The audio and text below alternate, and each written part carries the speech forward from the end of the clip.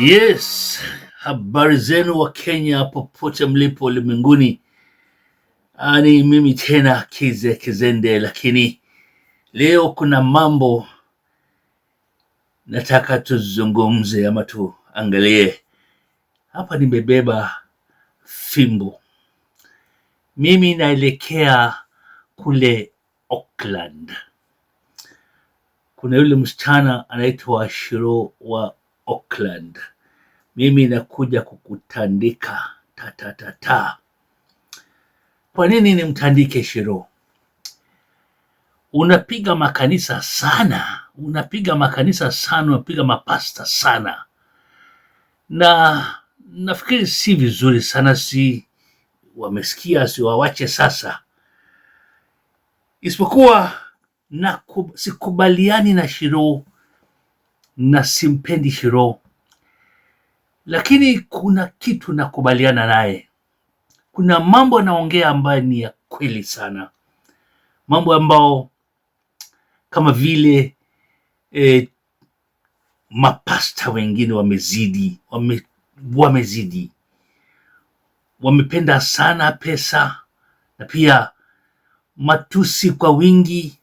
Hata unashindwa Biblia gani wanasoma. Ni kama vile kuna mmoja ambaye Shiro aliambia Shiro heti atamfunga msamba asije kwenda msalani, na hebu huyo ni pasa anaongea, ananena hayo, eti atamfunika msamba Shiro asije kaenda msalani. Hayo ni mambo ya mhubiri. Sijui kama ni mhubiri ama ni mrogi, sababu hayo mambo ni kama mambo ya mrogi. Mimi hayo mambo mimi usia kwa warogi, usia na warogi, si na mapasta. Mapasta ni watu wa kubariki, si watu wa kukas, ni watu wa kubariki.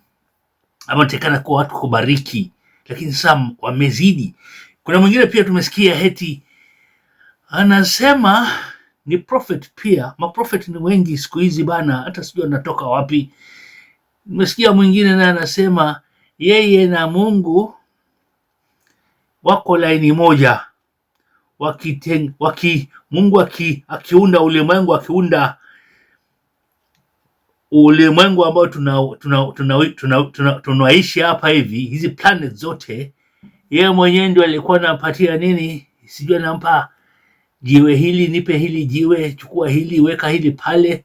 Wanajadiliana wawili, yani wanajitoshanisha na Mwenyezi Mungu. Wengine nao mabiashara kwa wingi, unasikia sijui ni Shakahora. Shakahora pia kuna ni kaburi lakini ni kanisa, mpaka unashindwa ni wangapi kama wale mapasta ambao hatujui, ama sisi wenyewe hatujui, lakini wako pale makanisani ama kwenye madhabahu yao wakiwekelea watu mikono gani hii? Hii mikono gani unawekelewa, rafiki yangu? Ni mikono gani hiyo unawekelewa? Ina nini mikono? Ni mikono iko na nini hiyo? Imeua. Na kuna mwingine pia nasikia alitolewa Nakuru mbio sababu ya kulawiti vijana, kusodomize vijana. Alitolewa Nakuru mbio, akaenda pale pengine pia akaendelea na hiyo tabia, sababu haezi acha, sababu ameingiwa na ile roho mbaya ya kufanya mambo maovu kama yale, kulawiti vijana ama wanaume. Alafu uko katika kanisa kama ile, utawekelewa mikono na mtu kama yule, heti sijui anakuombea kupeleke wapi? Hata kupeleka wapi?